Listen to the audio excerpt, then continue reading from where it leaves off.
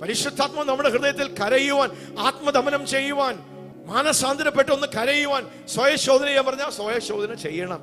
ആർക്കുവാൻ പറയുമ്പോൾ ആർക്കണം, കൈയടിക്കാൻ പറയുമ്പോൾ കൈയടിക്കും, നൃത്തം ചെയ്ത് ദൈവത്തെ ആരാധിക്കാൻ പറയുമ്പോൾ ഹല്ലേലൂയ.